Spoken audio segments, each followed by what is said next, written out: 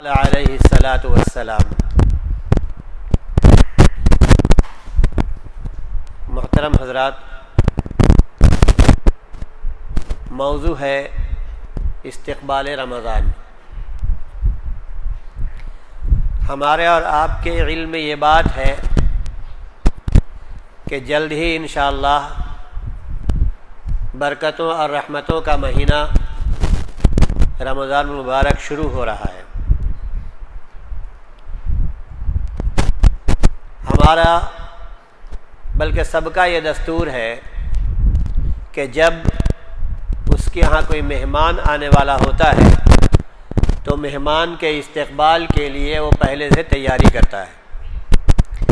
مہمان جس درجے کا ہوتا ہے اسی درجے کی تیاری بھی ہوتی ہے۔ کوئی عام مہمان ہے تو اس کے لیے تیاری ہلکی پھلکی ہوتی ہے، کوئی ذرا اونچے درجے کا مہمان ہے تو اس کے لیے مزید اونچی تیاری ہوتی ہے۔ اسی طرح سے بہت ہی اعلیٰ درجے کا اگر مہمان ہے تو اس کے لیے تیاری بھی اسی طرح کی ہوتی ہے۔ یہ رمضان المبارک جو سایہ فگن ہونے والا ہے، یہ سمجھیے کہ بہت ہی اعلیٰ درجے کا مہمان ہے، اور یہ ایسا مہمان ہے کہ اس کی آمد پر ہمارا کچھ جاتا نہیں ہے، ہمارا کچھ نقصان نہیں ہوتا، بلکہ وہ ہمیں دے کر جاتا ہے، اس سے ہمیں فائدہ ہوتا ہے۔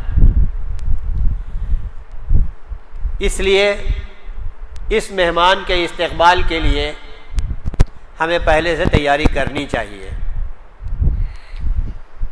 صحابہ کرام رضی اللہ عنہم بھی جب رمضان کا موقع آتا، کا مہینہ آنے والا ہوتا تو اسے 6 مہینے پہلے سے تیاری کرتے تھے۔ 6 مہینے پہلے سے تیاری کس بات کی ہوتی تھی؟ خوشی کا اظہار کرتے تھے وہ کہ رمضان آ رہا ہے، اور دعا یہ کرتے تھے کہ اللہ تعالی ہمیں رمضان کا مہینہ نصیب کرے، اور 6 مہینے رمضان کے گزرنے کے بعد 6 مہینے جو ہے وہ مزید دعائیں کرتے تھے کہ ہم نے جو رمضان نہیں کی ہے ہماری عبادتوں کو قبول فرما۔ تو یہ ایسا مہمان کہ صحابہ اس مہمان کے 6 مہینے آنے سے 6 مہینے پہلے تیاری کرتے تھے، اور مہمان کے جانے کے بعد بھی مطلب جو ہے ان کو اپنی عبادتوں اور اپنی دعاؤں کے لیے، قبولیت کے لیے دعائیں کیا کرتے تھے۔ تو یہ رمضان ایسا مہمان آ رہا ہے۔ اب اس کی ہم تیاری کیسے کریں اس رمضان کے استقبال کی؟ ظاہر ہے ایک انتہائی برا انسان جو ہوتا ہے معاشرے کا، انتہائی خراب انسان جس کو ہم سمجھتے ہیں معاشرے کے، اگر اس کے دل کے اندر جو ہے ایمان کا ذرہ بھی باقی ہے تو جب رمضان کا مہینہ آتا ہے تو وہ بھی جو ہے ڈرتا ہے اللہ سے، وہ بھی اس مہینے کا احترام کرتا ہے، وہ بھی اس کی قدر کرنے لگتا ہے کہ رمضان آ رہا ہے، روزے کا مہینہ شروع ہو رہا ہے۔ اب جن برائیوں میں ہم پڑے ہوئے تھے ان برائیوں سے ہمیں جو ہے بچنا ہے، ہمیں ان سے دور رہنا ہے، ہمیں ان برائیوں میں اب پڑنا نہیں ہے۔ رمضان کے بعد گزرنے کے بعد اگرچہ وہ بعد میں پھر اس میں ملوث ہو جاتا ہے، لیکن رمضان کی برکتیں ایسی ہوتی ہیں کہ رمضان شروع ہوتے ہی برا سے برا انسان بھی جو ہے اللہ تعالیٰ کی طرف اللہ تعالیٰ سے اپنا تعلق قائم کرتا ہے، اللہ تعالیٰ کی طرف جو ہے وہ متوجہ ہو جاتا ہے۔ رمضان ایسا مہینہ ہے۔ فضائل قرآن کے اندر بھی اس کے بہت سارے ہیں، احادیث کے اندر بھی بہت ساری فضیلتیں ہیں، لیکن بس شرط یہی ہے کہ ہم کو یہ معلوم ہو، ہم اس کے جاننے والے ہیں کہ رمضان کا ہمیں استقبال کیسے کرنا ہے، اور رمضان جب آ جائے تو ہمیں اپنی زندگی کیسے گزارنی ہے، اللہ سے ہمارا رابطہ کیسے قائم ہونا ہے، کس طرح ہمیں اللہ سے اپنا تعلق قائم کرنا ہے، یہ ہمیں معلوم ہونا چاہیے۔ رمضان جب آتا ہے تو حدیث کے اندر آتا ہے کہ اللہ تعالیٰ جو ہے اس رمضان آنے کے بعد رمضان میں تمام لوگوں کی مغفرت کے فیصلے فرما دیتے ہیں، لیکن ایسے موقع پر بھی بعض بدنصیب ہوتے تعالیٰ چھوڑ دیتا ہے ان کو ان کے حال پر، جب تک کہ وہ اپنے حالات سے توبہ نہ کرے، جب تک کہ وہ اپنے حالات کو بدلنے کی فکر نہ کرے، اس کو اللہ تعالیٰ ان کے حالات سے چھوڑے۔ ان میں سب سے بہت بری چیز یہ ہے قطع تعلق ہے، قطع تعلق، ایک دوسرے سے کنارہ کرنا، ایک دوسرے سے دوری، ایک دوسرے سے جو ہے کیا نام ہے دوسرے کا خیال نہ کرنا، آپس میں لڑائی اور جھگڑے، ایک دوسرے کے خلاف اپنی دل کے اندر جو غیبت یا برائیاں پالنا، ایسے لوگوں کو اللہ تعالیٰ جو چھوڑے رکھتا ہے۔ جب تک وہ آپس میں صلح نہ کر لیں، ایک دوسرے سے جو ہے تعلق قائم نہ کر لیں۔ میں نے آپ کے سامنے اس وقت حدیث پیش کی، میں نے آپ کے سامنے پیش کی ہے۔ حضور اکرم صلی اللہ علیہ وسلم نے فرمایا، پہلی حدیث جو تھی کہ ھذا شہر رمضان قد جاءکم، یہ رمضان کا مہینہ جو ہے وہ تمہارے پاس آ چکا ہے۔ چاہے اگر ہو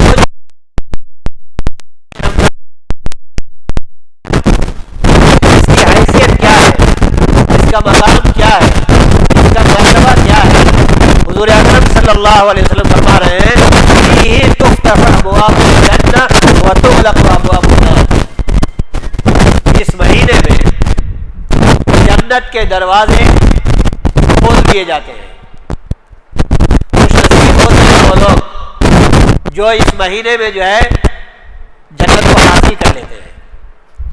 وتغلق ابواب النار کہا جا رہا ہے، اور جہنم کے دروازے بند کر دیے جاتے ہیں، جہنم کے دروازے بند کر دیے جاتے ہیں۔ مطلب یہ ہوا کہ اللہ تعالیٰ نے اس رمضان کی قدر کرتے ہوئے، اس کا احترام کرتے ہوئے، اس کا اکرام کرتے ہوئے، اس کے حرمت کا خیال رکھتے ہوئے اللہ تعالیٰ کے دربار میں جو پہنچا، گویا کہ جنت جو ہے اس کے لیے واجب ہو گئی، جہنم حرام ہو گئی اس پر۔ اس کے بعد پھر کہا جا رہا ہے وَتُصْفَدُ الشَّيَاطِينَ، شیاطین جو ہوتے ہیں وہ قید کر دیے جاتے ہیں، پھر شیاطین کو ہے اپنی چال چلنے کا موقع نہیں ملتا۔ پھر بھی بعض لوگ یہ سوال کرتے ہیں کہ بھائی رمضان میں جو ہے شیاطین قید کر دیے جاتے ہیں تو پھر یہ برائیاں کیوں ہوتی ہیں، یہ برائیاں کیوں ہوتی ہیں، لوگ برائیاں کیوں کرتے ہیں، کیوں ملوث ہوتے ہیں؟ تو جواب اس کا یہ ہوتا ہے بھائی حدیث کے اندر ابھی آگے حدیث جو میں نے پیش کی تھی اس کے اندر کہا مردۃ الشیاطین کہا گیا ہے، جو شیاطین جو ہے وہ اڑیل قسم کے ہیں، بڑے شیاطین ہیں، وہ قید کر دیے جاتے ہیں، لیکن جو چھوٹے موٹے ہوتے ہیں وہ تو آزادی رہتے ہیں، وہ اپنا کام کرتے رہتے ہیں، وہ اپنا کام کرتے رہتے ہیں، اس لیے کچھ نہ کچھ برائیاں ہوتی رہتی ہیں۔ دوسری حدیث میں نے پیش کی تھی کہ اذا کان اول لیلۃ من شہر رمضان، رمضان کے مہینے کی جب پہلی رات آتی ہے، رمضان کے مہینے کی پہلی رات، یعنی یہ پہلی رات کب رمضان کے مہینے کی؟ ایک روزہ رکھنے کے بعد، ایک روزہ رکھنے کے بعد وہ دوسری رات ہو جاتی ہے، جیسے چاند طلوع ہوا پہلی رات شروع ہو گئی۔ رمضان کی پہلی رات جب آ جاتی ہے کریں صفدت الشیاطین، حدیث کے جو الفاظ ہیں وہ بھی بہت ہی معنی خیز الفاظ ہیں، کہیں پر لفظ صفدت الشیاطین، کہیں پر لفظ فتحت ابواب الجنہ، کہیں پر لفظ غلقت ابواب النار۔ یہ صفدت، غلقت اور فتحت یہ فعل مجہول تو ہیں، لیکن ان کا باب جو ہے نحوی اور صرفی حضرات ہمارے بیٹھے ہوئے جانتے ہیں کہ اس کے اندر جو کسی کام کو خوب اچھی طریقے سے کرنا ہوتا ہے۔ کہتے ہیں غلق الباب جب کہا جائے آپ سے تو اس کا مطلب یہ ہوتا ہے کہ دروازے کو اچھی طرح بند کرو، صرف بند کرو نہیں، ایک غلق الباب، دروازہ بند کر دو، یہ عام زبان ہے، لیکن جب کہا جائے غلق الباب تو اس کا مطلب یہ ہے کہ دروازے کو خوب اچھی طرح بند کر دو تاکہ پھر اس کو کوئی ڈھکیل کر کے اندر نہ آ سکے، کڑیاں لگا دو اس کی۔ حضرت یوسف علیہ السلام کا واقعہ جو قرآن کے اندر ہے اس کے اندر کیا ہے؟ آیت یہی ہے وَغَلَّقَتِ الْأَبْوَابَ وَقَالَتْ هَيْتَ لَكَ، عزیز مصر کی بیوی نے دروازوں کو خوب اچھی طرح سے بند کر دیا، اس کے بعد پھر حضرت یوسف سے کہا کہ اب آ جاؤ، غلقت الابواب۔ تو یہ الفاظ جو ہے حدیث کے اندر یہ معنی خیز الفاظ ہیں۔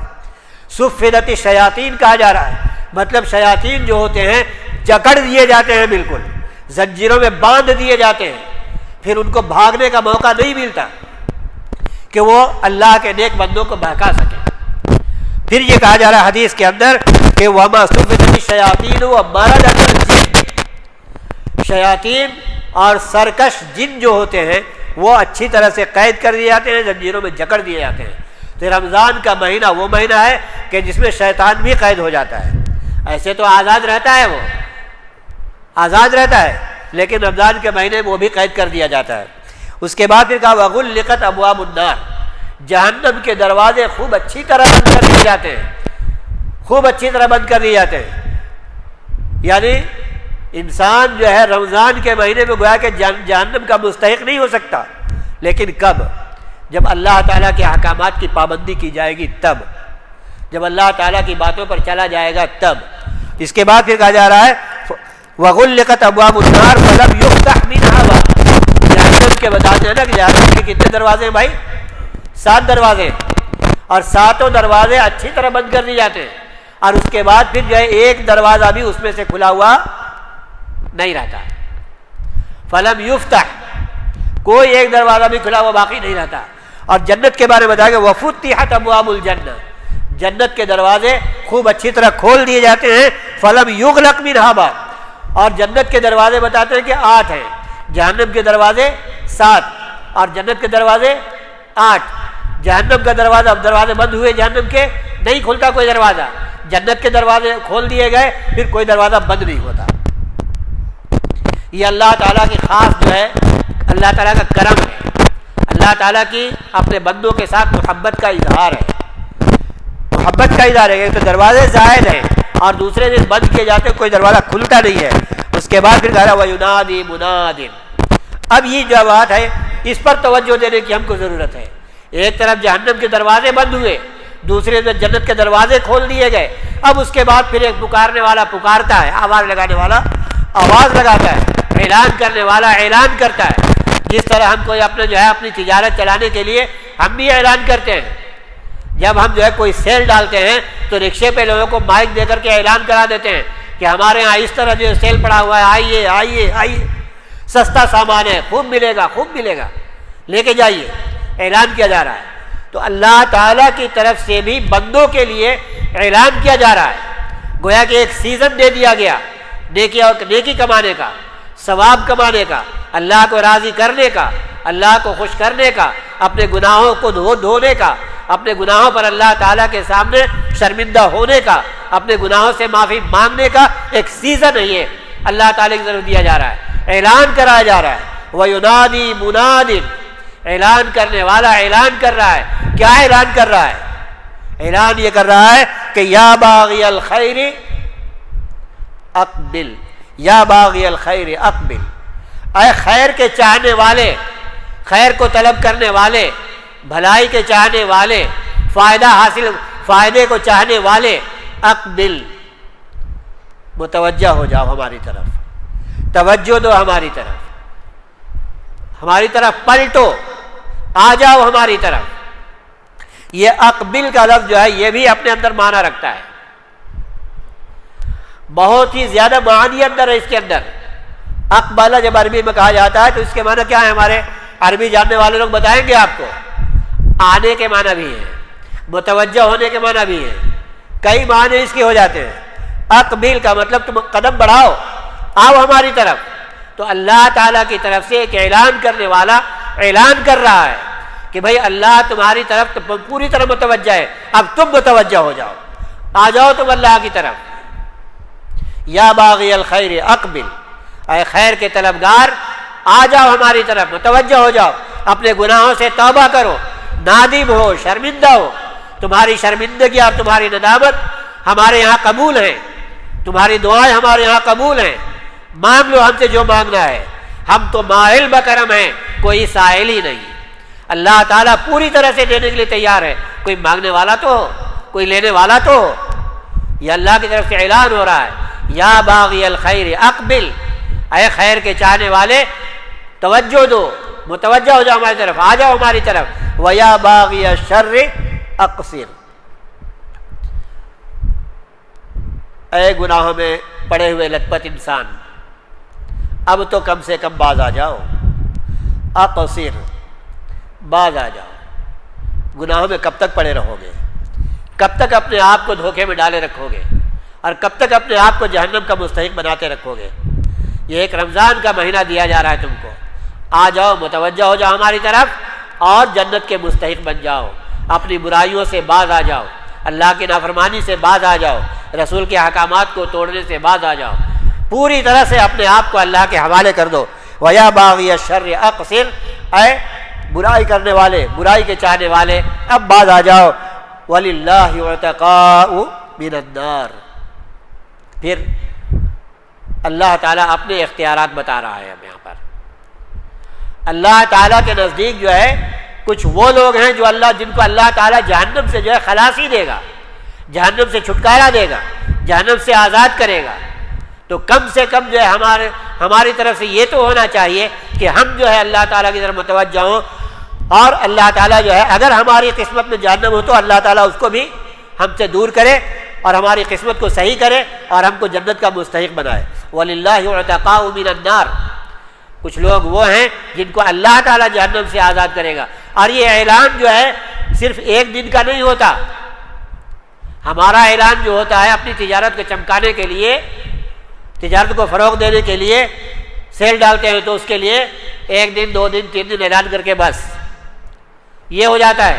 لیکن اللہ تعالیٰ کی طرف جو اعلان کرنے والا اعلان کر رہا ہے وہ یہ کہتا ہے کہ حدیث کے اندر ہے الفاظ کہ وَذَلِكَ كُلَّ لَيْلَةٍ، یہ اعلان جو ہے ہر رات ہوتا رہتا ہے، ہر رات اللہ تعالیٰ کی طرف سے منادی یہ اعلان کرتا ہے، اعلان کرنے والا فرشتہ اعلان کرتا رہتا ہے کہ یا باغی الخیر اقبل، خیر کے چاہنے والے آ جاؤ، متوجہ ہو جاؤ، وَيَا بَاغِيَ الشَّرِّ أَقْصِرْ، اے برائی کے چاہنے والے اب تو باز آ جاؤ، اب تو رک جاؤ تم اپنی برائیوں سے۔ اور اس کے بعد پھر وَذَلِكَ كُلَّ لَيْلَةٍ، اور یہ ہر رات ہوتا رہتا ہے اعلان اللہ تعالیٰ کی طرف سے۔ تیسری حدیث میں نے آپ کے سامنے پیش کی تھی، رغم انف رجل، رغم انف رجل دخل علیہ رمضان ثم انسلخ قبل ان یغفر، وہ انسان بڑا ہی بد نصیب ہے، بڑا ہی بدقسمت ہے وہ انسان، اس کی تباہی اور اس کی بربادی کے بارے میں کچھ کہا ہی نہیں جا سکتا، کیا کہا جائے اس کے بارے میں۔ راغب انف رجل، اس انسان کے ناک خاک آلود ہو کہہ رہے ہیں، مطلب ہلاک ہو جائے، تباہ ہو جائے، برباد ہو جائے وہ انسان کہ جس کے لیے جس کو رمضان کا مہینہ ملا، رمضان کا مہینہ اس کو حاصل ہوا، فلم، اس کے بعد یہ کہہ رہا ہے کہ جو ہے فانسلخ، اور رمضان کا مہینہ حاصل ہوا، آیا اور گیا، اور اس شخص نے جو ہے اللہ کی عبادت کر کے، توبہ استغفار کر کے، ذکر و اذکار کر کے اللہ تعالیٰ کو خوش نہ کیا اور اپنی مغفرت نہ کرا لی، وہ انسان بڑا بد نصیب ہے۔ ایک اور حدیث کے اندر ہے جس کے اندر یہ کہا جاتا ہے، بار بار ہمارے علماء حضرات بیان کرتے ہیں وہ حدیث، جمعے کے خطبے کے اندر بارہا وہ حدیث بیان کی گئی ہے کہ حضور اکرم صلی اللہ علیہ وسلم ممبر پر تشریف لے جا رہے ہیں، پہلی سیڑھی پہ قدم رکھا آپ نے کہا آمین، دوسری سیڑھی پہ قدم رکھا آپ نے کہا آمین، اور تیسری سیڑھی پہ قدم رکھا تو آپ نے کہا آمین۔ صحابہ نے جب یہ منظر دیکھا تو ان کو عجیب سی یہ بات لگی کہ اس سے پہلے تو کبھی یہ منظر ہم نے دیکھا نہیں کہ حضور ممبر پہ تشریف لے جا رہے ہوں اور آمین آمین آمین کہہ رہے ہوں۔ اور صحابہ کا یہ معمول بھی تھا کہ جب بھی اس طرح کی کوئی نئی چیز دیکھتے تھے تو حضور اکرم صلی اللہ علیہ وسلم سے پوچھتے تھے کہ ایسا کیوں کیا آپ نے آج؟ تو حضور اکرم صلی اللہ علیہ وسلم ممبر پہ تشریف لے جا رہے ہیں، پہلے زینے پہ قدم رکھا تو کہا آمین، دوسرے پہ قدم رکھا تو کہا آمین، اور تیسرے پہ قدم رکھا تو کہا آمین۔ صحابہ کے پوچھنے پر حضور نے بتایا کہ جس وقت میں یہ قدم رکھ رہا تھا 1 2 3 اور ممبروں کی سیڑھیوں پر، تو اسی وقت حضرت جبرائیل علیہ الصلوۃ والسلام تشریف لائے اور انہوں نے جو ہے 3 بد دعائیں دی، 3 آدمیوں کے لیے انہوں نے 3 بد دعائیں دی کہ وہ آدمی جو ہے اس آدمی کے لیے تباہی ہو، اس آدمی کے لیے ہلاکت ہے، اس آدمی کے لیے بربادی ہے، کھانا خراب ہے اس کا کس آدمی کے لیے کہ جس کے سامنے آپ صلی اللہ علیہ وسلم کا نام لیا جائے اور وہ آپ پر درود نہ بھیجے. میں نے کہا آمین. دوسرے سیڑھے پہ قدم رکھا تو حضرت جبرائیل علیہ السلام نے کہا تباہی ہو اس شخص کے لیے کہ جس کے ماں باپ جو ہے بڑھاپے میں موجود ہو یا دونوں میں سے کوئی ایک موجود ہو اور وہ ان کی خدمت کر کے جنت حاصل نہ کر لے. میں نے کہا آمین. تیسری سیڑھی پہ قدم رکھا. حضرت جبرائیل علیہ السلام نے کہا کہ تباہی اور بربادی ہو اس شخص کے لیے, ہلاکت ہے اس شخص کے لیے جس کو رمضان جیسا مقدس ترین مہینہ ملے اور وہ ذکر و اذکار کے ذریعے سے, توبہ استغفار کے ذریعے سے, عبادات کے ذریعے سے, روزے کے ذریعے سے اللہ تعالیٰ جو ہے وہ روزے کے ذریعے سے وہ تو جو ہے اللہ تعالیٰ کو خوش کر کے اپنے آپ کو جنت کا مستحق نہ بنا لے. تو یہ ایک حدیث ہے. 3 سیڑھیوں پر حضور تشریف لے گئے اور اس کے بعد 3 مرتبہ آپ نے کہا آمین. حضرت جبرائیل علیہ السلام, اندازہ لگائیے ذرا, سوچنے کی بات ہے, یہ کوئی معمولی انسان کی بات نہیں ہے. حضرت جبرائیل علیہ السلام کون ہے؟ 4 مقرب فرشتوں میں سے ایک فرشتے ہیں وہ, اور پھر ان کا مقام یہ ہے کہ اللہ کا پیغام اللہ کے نبیوں کے پاس وہی لے کر کے آتے ہیں.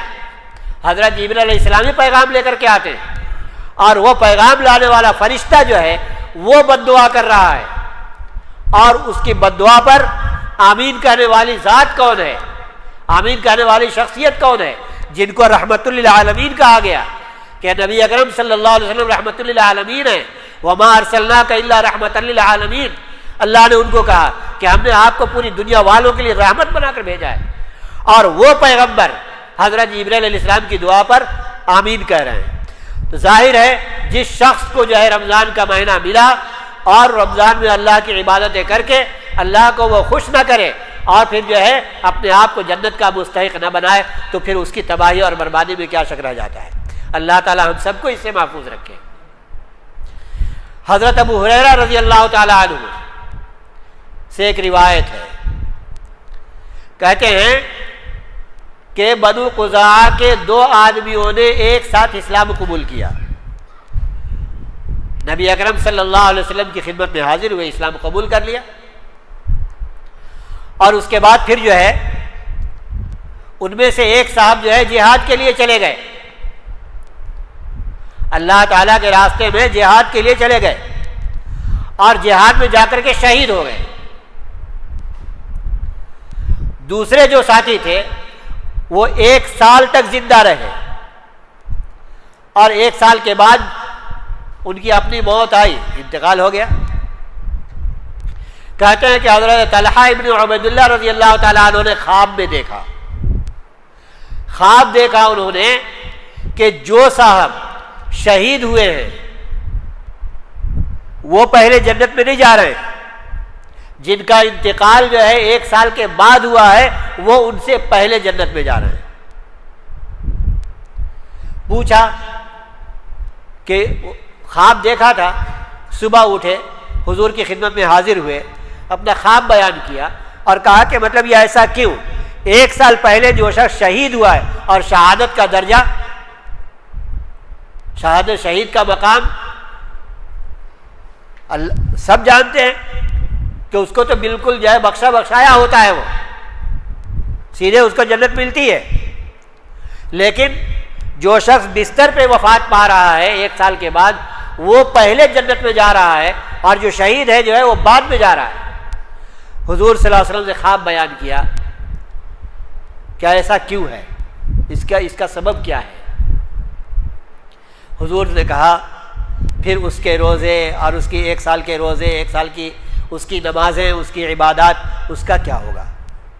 مطلب یہ ہے کہ ان کو جو ہے رمضان کا 1 مہینہ ملا, پورے رمضان انہوں نے روزے رکھے اور اللہ تعالیٰ کی عبادت کی, پورے سال وہ زندہ رہے, اور اس کے بعد پھر اس میں اللہ کی عبادت کی, کچھ نوافل کے جو روزے تھے وہ روزے رکھے, اللہ کو خوش کیا, اس لیے ان سے 1 سال پہلے یہ جنت میں جا رہے ہیں.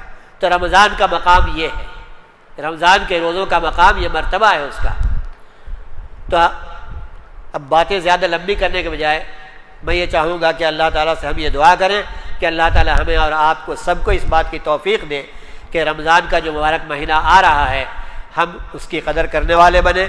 اللہ تعالیٰ ہمیں اس بات کی توفیق دے کہ ہمیں روزہ رکھنے کی سعادت ملے، تراویح کی سعادت ملے، اور جو دوسری عبادتیں ہوتی ہیں ان تمام عبادتوں کے کرنے کی توفیق ملے، اور یہ تمام کام ہمارا جو ہو وہ اللہ کو خوش کرنے کے لیے ہو، ریاکاری کے لیے نہ ہو، دنیا کو خوش کرنے کے لیے نہ ہو، اس لیے کہ دنیا تو آج ہے کل ختم ہو جائے گی۔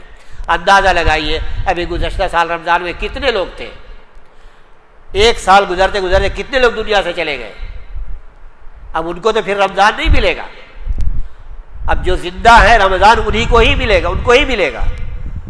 تو اس لیے جو ہمیں مل رہا ہے یہ ہماری خوش نصیبی ہے، خوش قسمتی ہے۔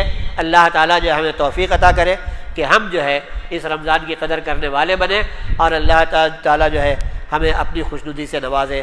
وآخر دعوانا الحمدللہ۔